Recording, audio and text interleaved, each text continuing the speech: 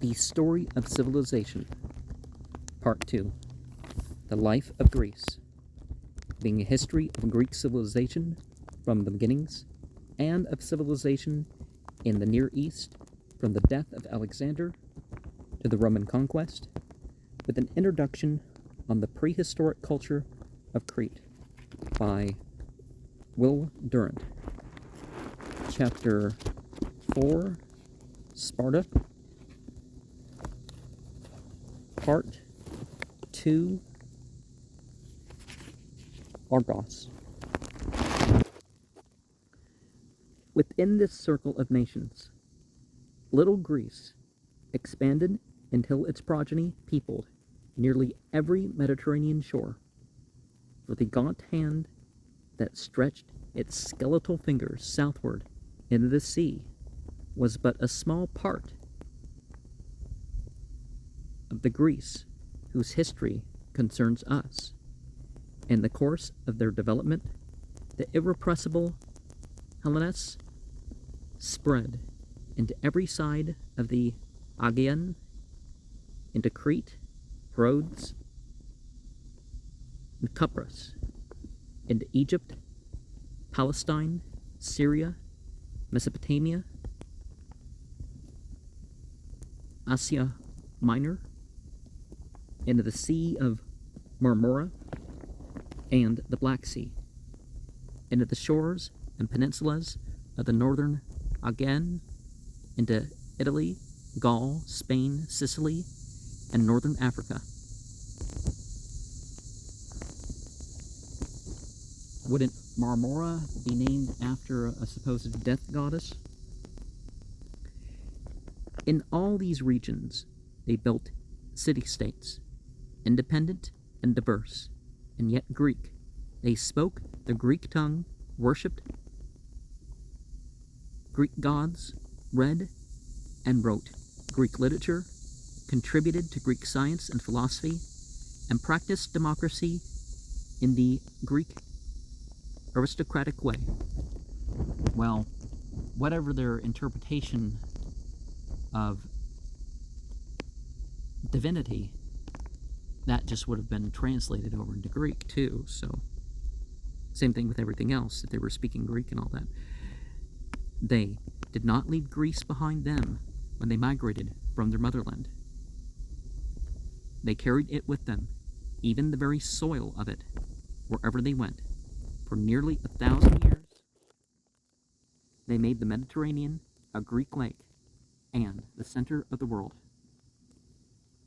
The most discouraging task faced by the historian of classic civilization is that of weaving into one pattern and story these scattered members of the body of Greece. To write the history of Greece at almost any period without dissipating the interest is a task of immense difficulty, because there is no constant unity or fixed center to which the actions and aims of the numerous states can be subordinated or related, says Bury in Ancient Greek Historians, page 22. We shall attempt it by the pleasant method of a tour, with a map at our elbow, and no expenditure but of the imagination.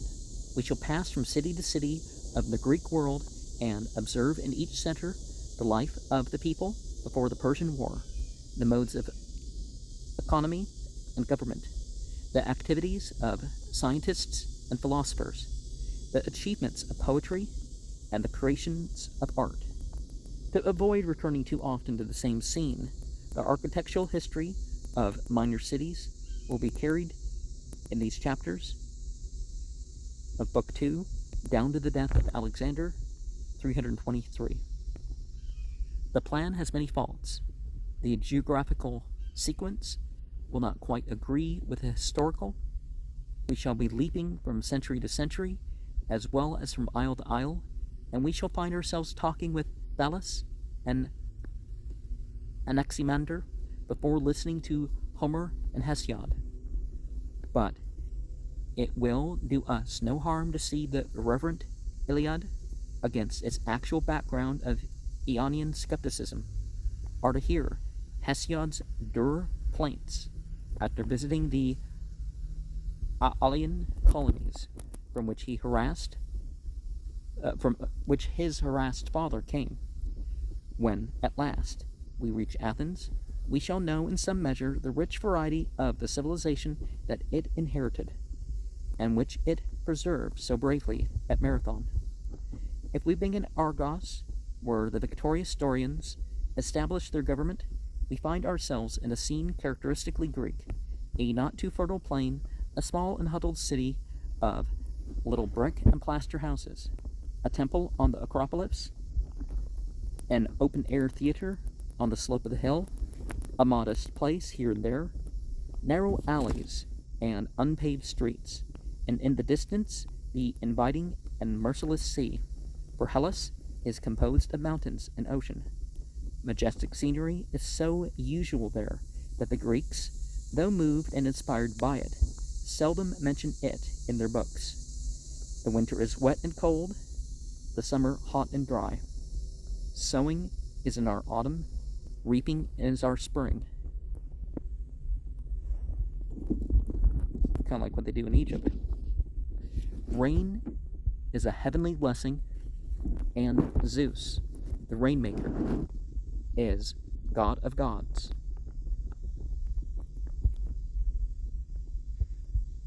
The rivers are short. Well, at least that's what they claim, right? Whenever I say that these people say that this is a god or goddess or whatever, I'm not saying that they actually,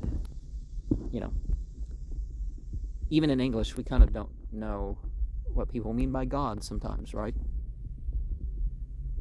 The rivers are short and shallow. Torrents for a winter spell. Dry, smooth pebbles in the summer heat. There were 100 cities like Argos.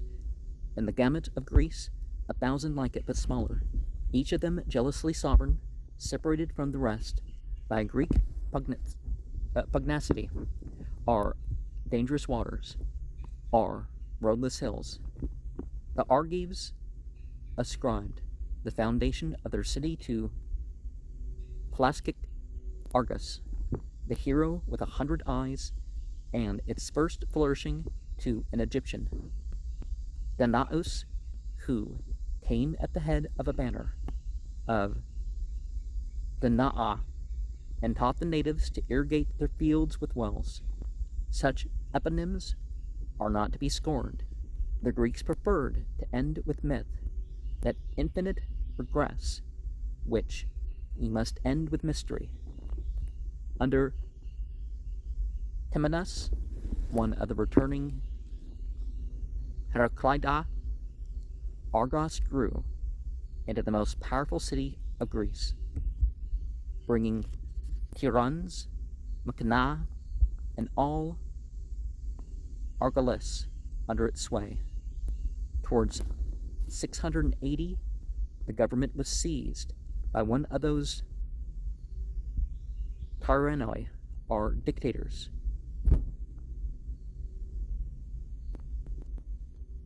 Tyrannoi, who for the next 2 centuries became the fashion in the larger cities of Greece.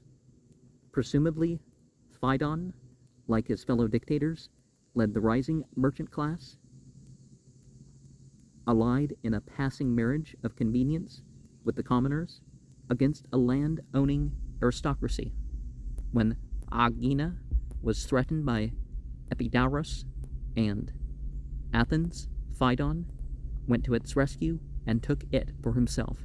He adopted, probably from the Phoenicians, the Babylonian system of weights and measures, and the Lydian plan of a currency guaranteed by the state.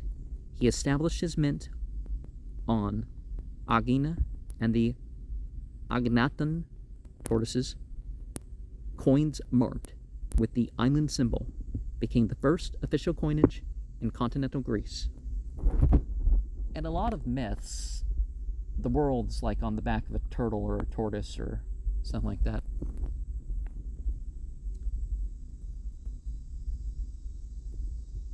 Phaedon's enlightened despotism opened a period of prosperity that brought many arts to Argos. In the 6th century BCE, the musicians of Argos were the most famous in Hellas. Lassus of Hermione won high place among the lyric poets of his time, and taught his skill to Pindar.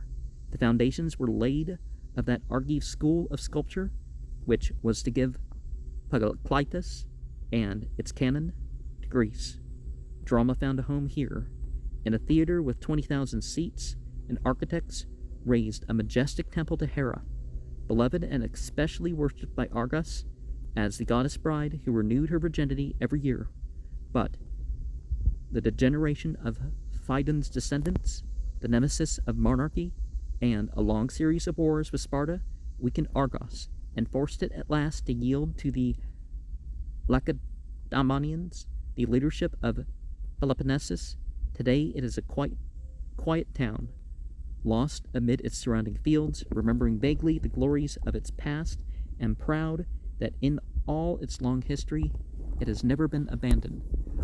One of the things that we come across is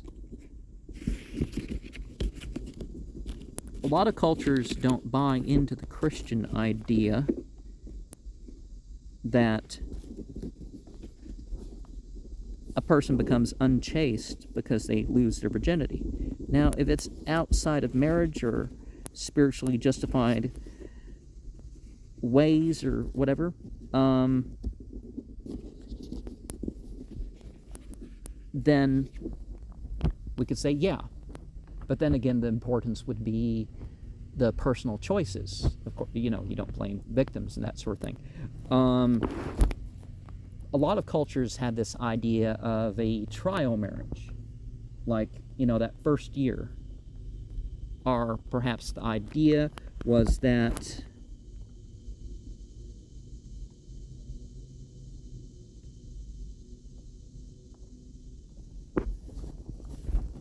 Hera was as new to whoever was the new lover or spouse or whatever the case was. Maybe that's what's going on with that myth.